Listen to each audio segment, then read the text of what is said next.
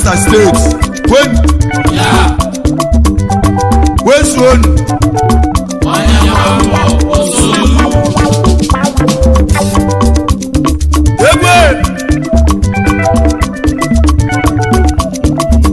Onyegbambo oli efenu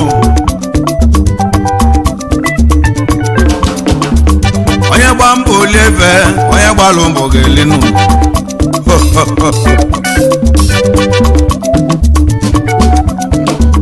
Onyegbambo oli efe Onyegbambo gelinu Okwa alo na we Elienando alo na we Elienando alo na we Elienando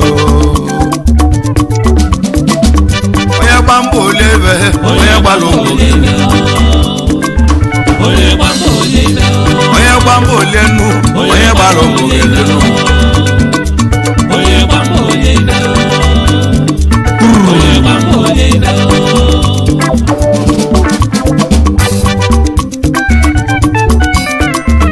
Onyegbambo lefe Onyegbambo lenu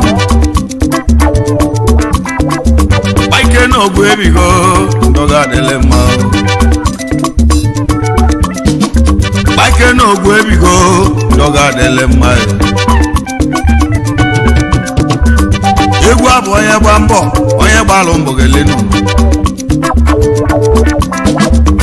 Egwu abụ Onyegbambo solu Onyegbambo solu Onyegbambo solu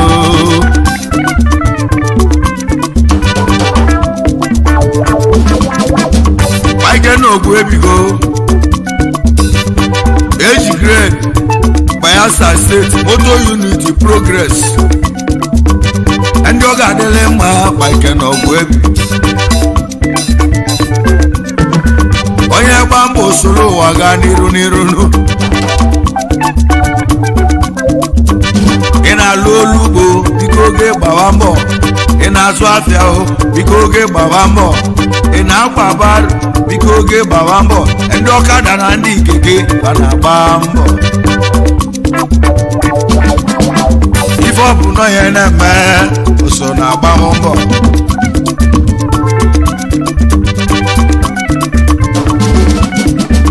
Onyegbambo oli efe Onyegbambo gelenu Ọkwa na-asụsị a na-asụ bifo alụbọọlụ ugbo mkpụrụ ya kwuru ụmụnne m ọ ga-awọlụ nụ arọ mkpụrụ ya kwuru ụmụnne m ọ ga-awọlụ nụ onye kọlụ ji ga-egwulu ji enu onye kọlụ edo gwugwulu ede onye kụlụ ọkọkọ wọlụ ọka acha so na agbam mbọ Onyegbambo olie idu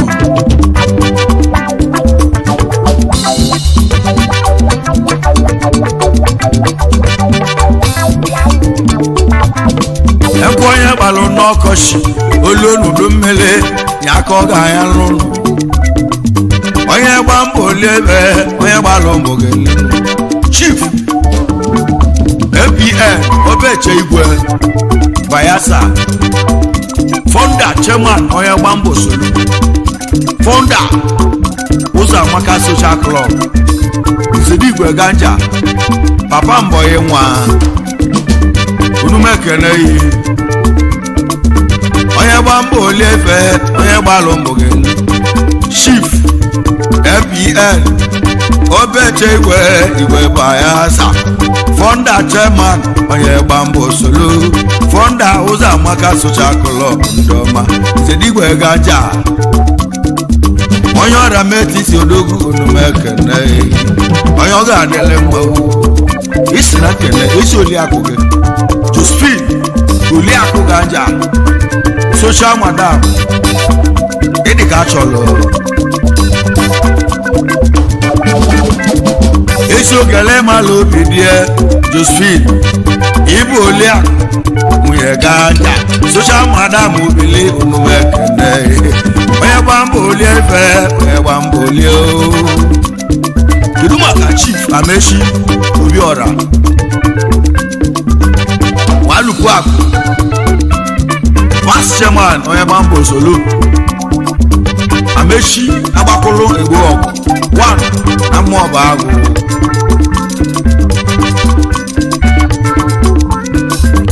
chifo ya malechi nwobi ọra malụkwu akụdogwu ọgadele mma vice chairman Onyegbambo solo ịbụ onye malechi agbakulu egbe ọgụ mmụọ bụ agụ onumekene Onyegbambo olie ife Onyegbambo olie ife Onyegbambo olie ife Onyegbambo olie nunu Onyegbambo olie ife esi enu na-ekwuru n'okwu onye na-agba mbọ nwanne m onye na-agba mbọ ya ka chi na-enyela aka Onyegbambo olie onye gbara ụmụ ga-eli amechi agbakulu egbe ọgụ esi na kenele gị ezi ogele mara obi ile Mrs. Ngozika amechi ile enyi mmasị na chi mekene yi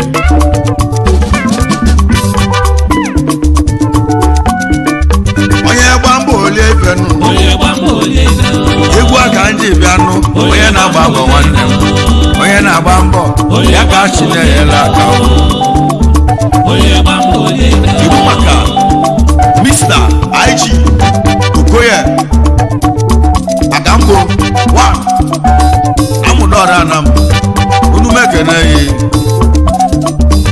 Mr. IG Okoye Agambo oke na-aza anụ onye mụdọrọ Anam onye gbalụ mbọ soluo Onyegbambo olie ife onye gbalụ mbọ geli nụnụnụnụ du maka Mr. Chibuko Agwọlụ Chiko Des Agwọlụ Ọka na mmụ ewelu m Anam Onyegbambo olie ife onye gbalụ mbọ geli nụ Ice Onyegbambo olie nụ onye gbalụ mbọ geli Mr. Chibuko Dogo Agwọlụ Chiko Des ya bụ Agwọlụ Ọka ọmụ enwelu m Anam Onyegbambo olie Onyegbambo olie ife onye gbalụ mbọ geli ọ dị a kedu maka Mr. Samuel Nnọrụka nwa mụrụ na mma 1 na Nzam Ogbe onye ọ ga-adịle mma Mr. Samuel Odogwu nwa Nnọrụka nwa mụrụ na mma onye ọma ezamọbe ka isi nwee jelu bịa Onyegbambo olie ife Onyegbambo olie Onyegbambo olie Onyegbambo olie ife Onyegbambo solo Onyegbambo olie ife onye gbalụ mbọ geli ije kedu maka egwu ọba nwanna lo chukwu ezi ego egwu ọba nna lo obi ibuwa Anam mgbulugbulu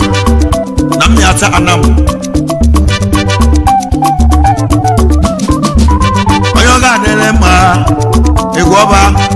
ịbụ nwanna lo obi ibuwa ma mmịata Anam Odogwu gburugburu ka ị na-aza onye ọ ga-adịle mma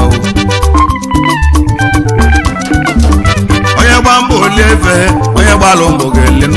ọkwa alụọ na nwe Onyegbambo olie ife onye gbalụ mbọ geli Mr. Ikechukwu nwoke ọgwọ ụjọtụ oke na-aza ụjọtụ nnọọ Mr. Ikechukwu oke ọgwọ ụjọtụ na mmịata Anam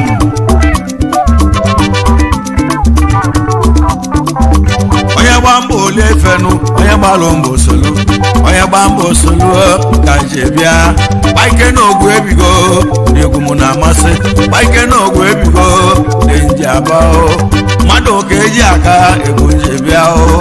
egwu ahụ Onyegbambo solo Onyegbambo solo ụwa Onyegbambo solo Onyegbambo solo ụwa Onyegbambo olie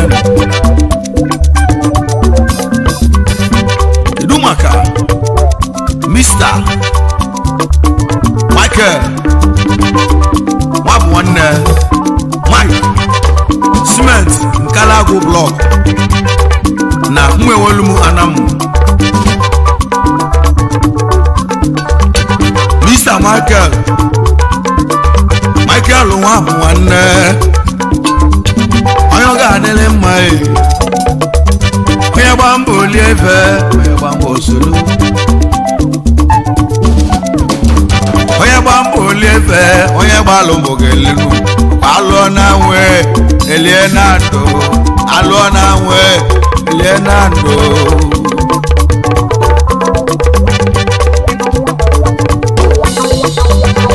Cement Nkalago Block ụmụ ọlụ mana m unu m ekene onye gba mbọ olie efe onye gbalụ mbọ ga-elenu iru maka alọyi mmadụ bụ eze ọchọnga Team Tech na Mwewolumu Anam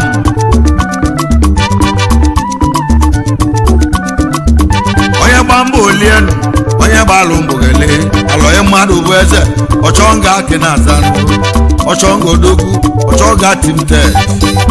Tech odogwu ọ ga-adịlị mma ma Mwewolumu onye gba mbọ olie efe onye gbalụ mbọ ga-elenu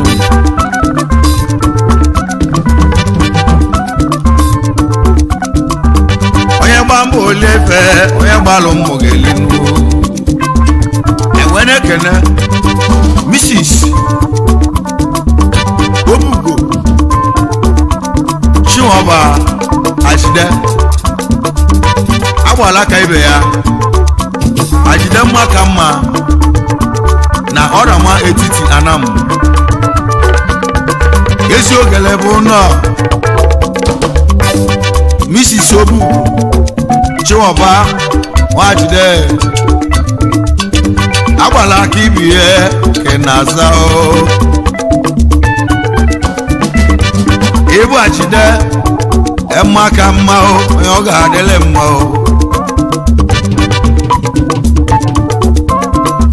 onye gba mbọ olie efe onye gba mbọ solu kedu maka Adaba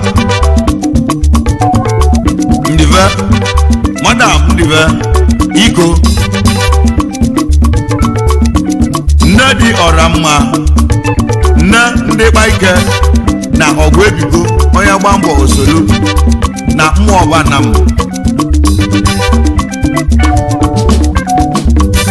abụ ọmụlọ ọmụmụ nne ịbụ Adaba Ndive Madam ịbụ Madam Ndive Iko onye ọ ga-adịlị mma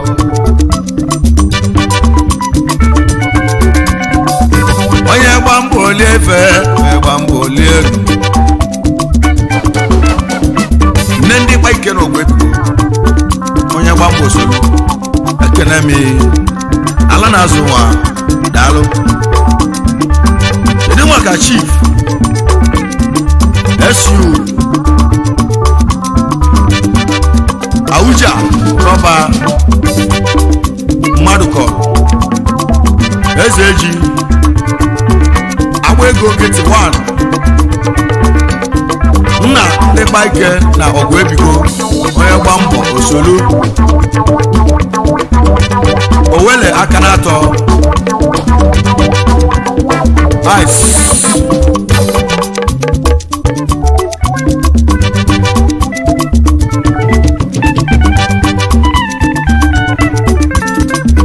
onye gba mbọ olie efe onye gbalụ mbọ ga-elu Chief SU Auja onye nna ụdọba onye ọ ga-adịlị mma nwa mmadụ kọ eze chi agbasi ego nkịtị onye nna ndị kpa ike na ọgwụ ebigo onye gbalị mbọ osolu onye gba mbọ osolu wele aka na-atọ nna n'ọnụ anyị nwere ekene ezi enyi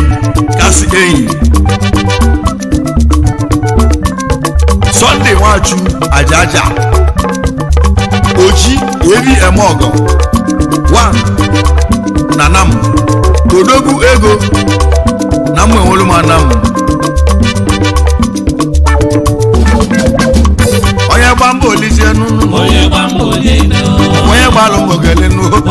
Nwambo olido.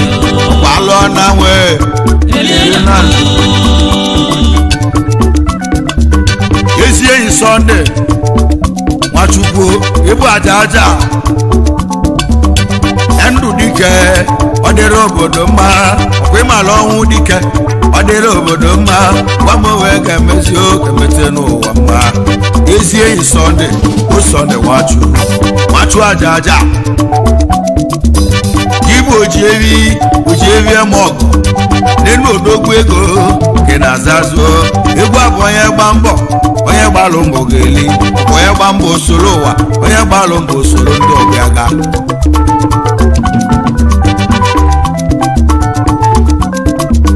onye gba mbọ ole efenụ onye gbalụ mbọ ga-eli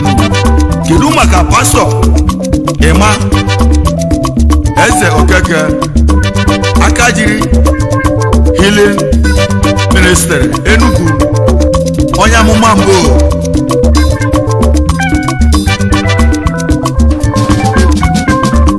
onye gba mbọ ole efe onye gbalụ mbọ ga-elenu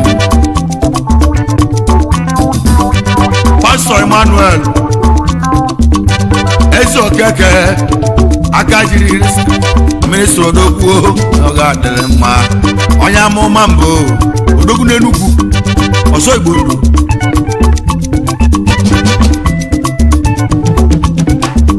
onye gba mbọ olie ifenụ onye gbalụ mbọ ga-elenu ọkwa a na-asụsị a na-asụ bife alụba ọlụnụ ibe ya lụrụ ụmụnne m ka ọ ga-egbulu onye kọlụ ji ga-egbulu ji enu onye kọlụ edo ka ogbulu ede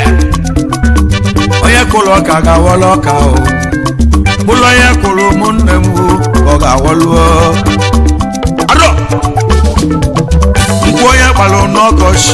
ọ ga-anya anagwa iba ije sije iba ije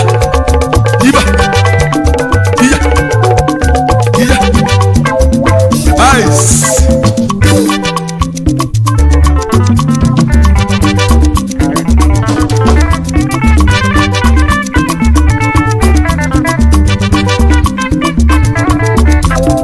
kedu maka Chief Edechie Mbanefu aka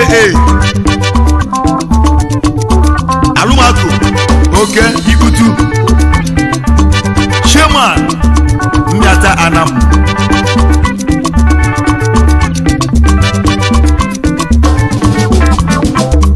onye gba mbọ olie nụnụnụ ezienu na-ekwuru n'okwu onye na-agba bụ ụmụnne m onye na-agba mbọ ya ka chi na-asa efele onye gba mbọ olie efe onye gbalụ mbọ ga-elenu Chifu Edechie Mbanefu Alụmakụ ịbụ oke Ikutu Chairman odogwu ego na Mmịata Anam ebe isi eje onye ọ ga-adịlị mma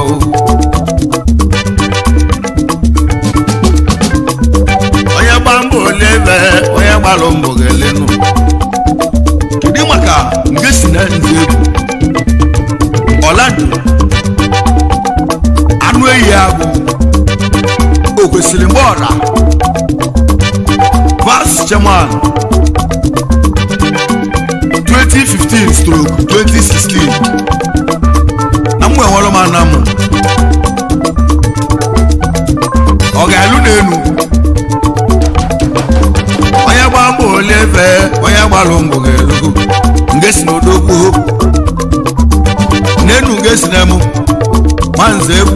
Ọlando oke na-aza anụ na-ehiri agwụ o kwesịrị mgbe ọra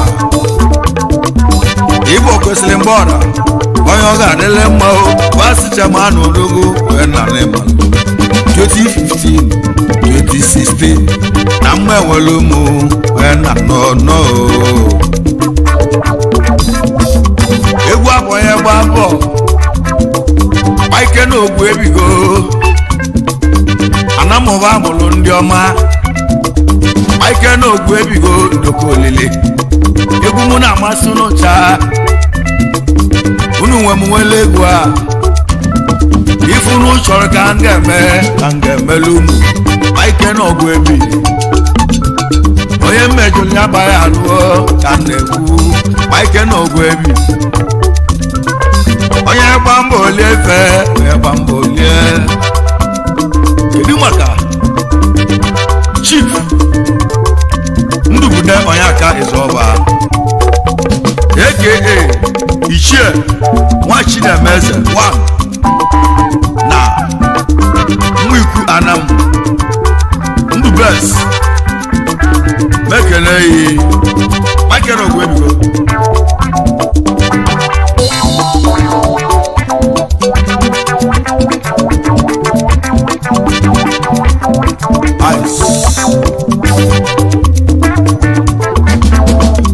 Onyegbambo olisie nunu ibe melu ka eji ekwu nnu onye gbala ego nwanne Onyegbambo olie Chifu Ndubude nwaka Ezeoba onye ọ ga-arịle mma o Ichie nwa Chinemeze Ndubesi odogwu Michael n'ọgwụ ebigo Onyegbambo olie Michael n'ọgwụ ebigo Onyegbambo olie Ndubesi bili Onyegbambo onye ọ ga-adịle mma o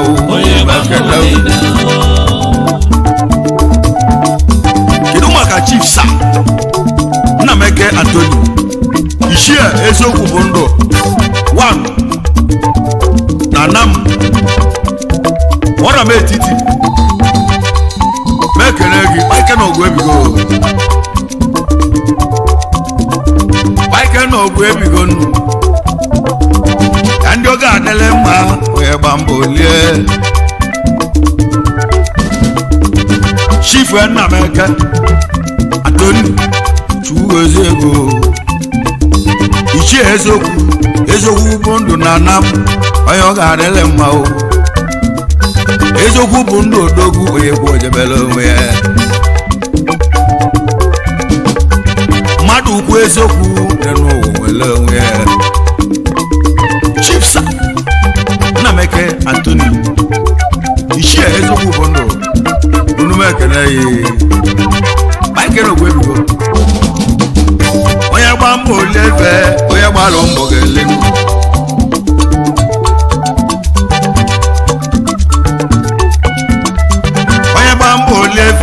onye gbalụ mbọ ga-elewu enwere ekele Chief Ezebilo Okeke N'ụba Father of the Day na mmụọba Anam Eze Nwanduba Father of the Day onye nna n'ịmalụ mee onye ọ ga-adịle mma ụfọdụ okwu igwe efi Michael n'ọgwụ ebigo ndị ọ ga-adịle mma onye gba mbọ olie elu onye gbalụ mbọ ga-ele wee onye lụrụ ya ka onye ga-ele onye gba mbọ olie ebe kedu maka Chief Edwin Anorobi onye aka na Nwụdọrọ Anam ekele gị Chief Edwin Anorobi onye aka onye Nwụdọrọ Anam Onyegbambo solu Onyegbambo lie enwere ekele Chief Chiduo Ajan ọdịna mkpa 1 na mmụọba Anam Nenu Chidube Chief Chidube mu nwaja na ọmọgọ ọdịna mkpa ka ị na-aza o Chidu Ajan na nwanne m nọ nke bụ ọdịna mkpa arọ ibe eruru ka oge elinu Onyegbambo olie onye gbalụ mbọ solu Michael n'ọgwụ ebigo Onyegbambo solu Chief Chiduo Ajan ọdịna mkpa wa mmụọba agụ onume ekele gị enwere ekele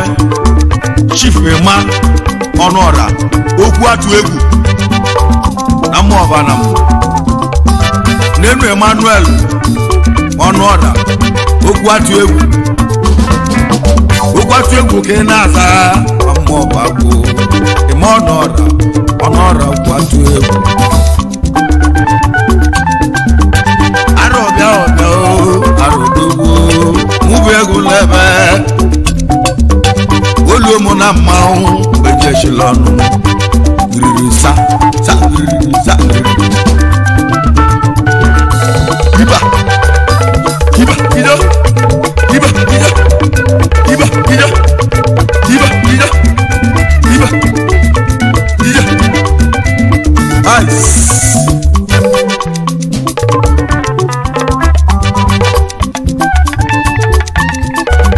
Onyegbambo olizie nụnụnụ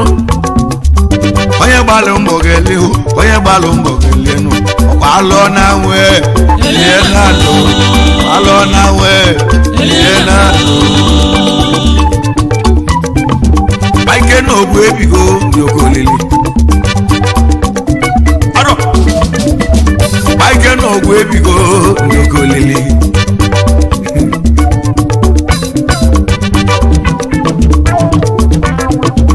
Onyegbambo solo ụwa onye gbalị mbọ solo gaa n'iru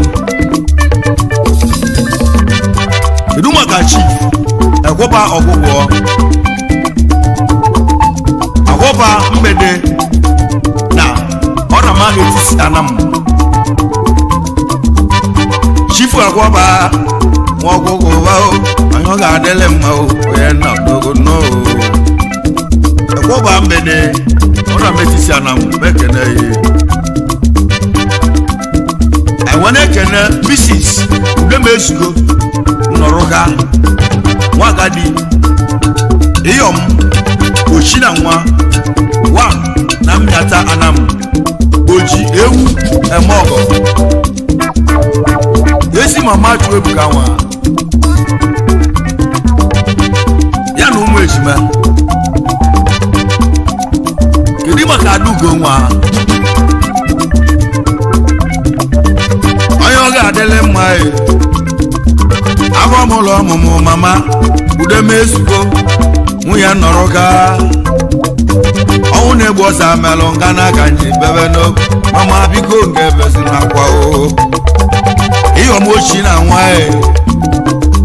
aka nwere amala mee omume ekene gị ike na ọgwụ ebigo Onyegbambo solu ike na ọgwụ ebigo Onyegbambo lie Onyegbambo lie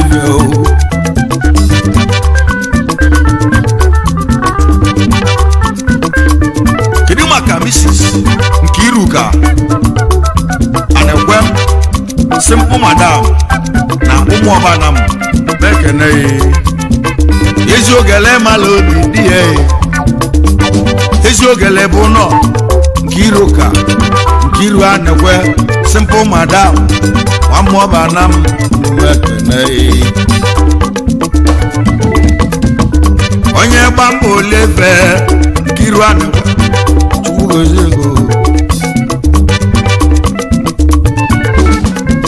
kedu maka Mrs. Adaba nwa bụ nwanne nne m nwa gbala na ụmụdọrọ Anam Mrs. Adaba nwa bụ nwanne nne ụmụ agbala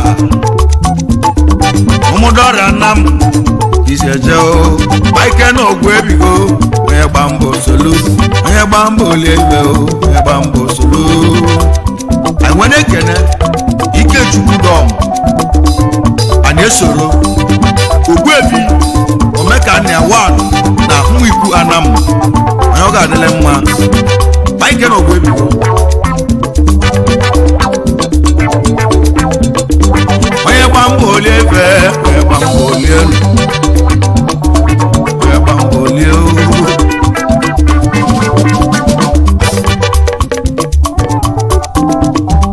Onyegbambo lie onye gbalụ mbọ gelụnụ mmadụ lụọ ọrịa n'ụwa na lụọ ọrịa nkwa onye gbalụ n'ọkọchị elu n'udu mmiri ya ka ọ ga-aya nụ ibe onye melụ ka eji ekwu ya girisa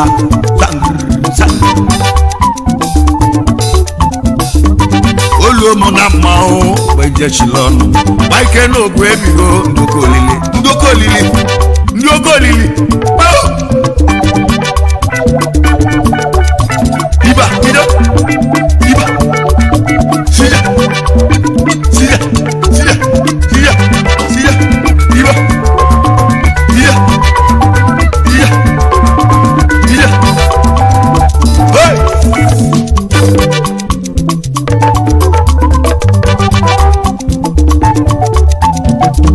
Onyegbambo liefe Onyegbalo mbụ ga-elinu Onyegbambo liefe Onyegbalo mbụ ga-elinu n'elu Ikechukwu dọm nwanyị esoro ịbụ omeka na ya na mma ikwu Anam ebe ahụ ka isi eje maike na ọgwụ ebighị maike na ogwu ebigo ụmụnwe m wele egwu m ndị ọ ga-adịlị mma Chukwu gozie unu cha egwu abụ Onyegbalo mbọ ga-elenu chief ọbalishi okeke udense alụgba estate na ọram etisi Anam onye nna pawa Onyegbambo liefe chief ọbalishi okeke udense alụgba estate akamela egwu na Anam onye nna papa esekpu olongi Onyegbambo liefe Onyegbalo mbụ ga-elenu kedu maka Obugo Chidozie Larry na mmịata Anam Obugo Chidozie Larry ka ị na-aza onye no Onyegbambo liefe Onyegbalo mbụ ga-elenu Onyegbambo lie ka ije bịa maike na ogwu ebigo anwere kene chief akwọba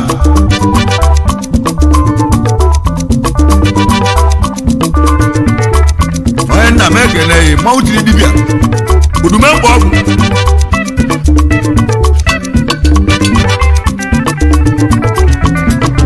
maike na ogwu ebigo ndị ọ ga-adịle mma kedu maka chief Agwalọ ife aka ego igwe baba dọla na mwenwelu mu Anam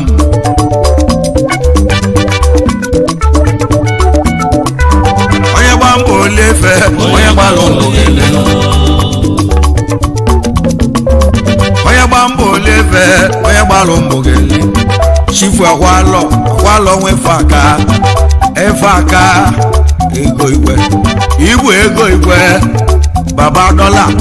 na mwenwelu mu ebe a bụ ka isi eje enu maike na ọgwụ egwu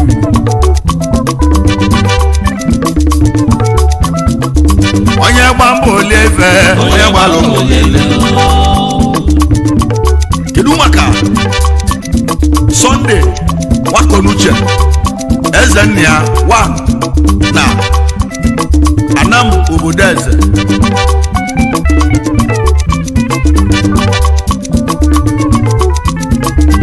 Sunday Nwakonuche Ezennia onye ọ ga-anele mma Onyegbambo liefe Onyegbalo mbụ ga-ele maike na ogwu ebi Onyegbalo mbụ ga-ele Sunday Nwakonuche odogwu onye nna dogo nnọọ Ezennia wa na mmịata obodo eze nwanne m ka isi eje ịbụ baba Ọnịcha enọ Ọnịcha onye ọ ga-adịrị mma ike na Bayelsa steeti odogwu na Bayelsa Ezennia pọwa Nwakonuche odogwu ego aka wela amala mee Sunday Ọnịcha Ezennia wa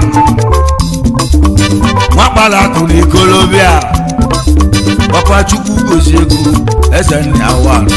onye ọ ga-adịrị mma Onyegbambo solo ụwa Onyegbambo liefe nụ Ezennia baba nna Ọnịcha mekene ihe onye nwe egwu na Anam ọmụ na ebe egwu abụ Onyegbambo Onyegbambo olevenu Onyegbalo mbọ kedu maka chief edechie mandate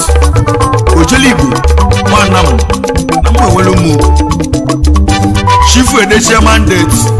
Ojeligbo ị na-ejeli Igbo mụ enwere ụmụ Anam ọ bụba mụrụ gị n'afọ Ojeligbo ibe emelụ ka eji ekwu onye nna na-ego adị Onyegbambo oliefe Onyegbalo Onyegbambo oliefenu Onyegbalo chief edechia mandate Ojeligbo megene gị ka nkenekwa Mr. Mabụ nwanne mmadụ na-eme odumodu amụọbana kenọgụ osolu Onyegbambo Mr. Nwabụ nwanne mmadụ na-eme odumodu ka ị na-aza Onyegbambo oliefe Onyegbambo oliefe Chief IG ọbaba ọgụgụ anyị Anamụ ka isi ege onye ọrịa metisi na Anamụ Onyegbambo oliefe Onyegbalo azụbike agbata nwabili eji n'Igbo dokwuo aka na-eme ọgọ azụbike agbata eji n'Igbo kiri maka ọbadị nwanne gị ọbadị abat 200 eme ọgọ nwa agbata nwabili eji n'Igbo dogwu aka nwere amara mee biko ke n'ọbadị ọbadị ọmọgọ nwanne nwanyị n'ogwe ekwu mgbe ụbịa n'obi Onyegbambo oliefe Onyegbalo oliefe Onyegbalo alụ na nwe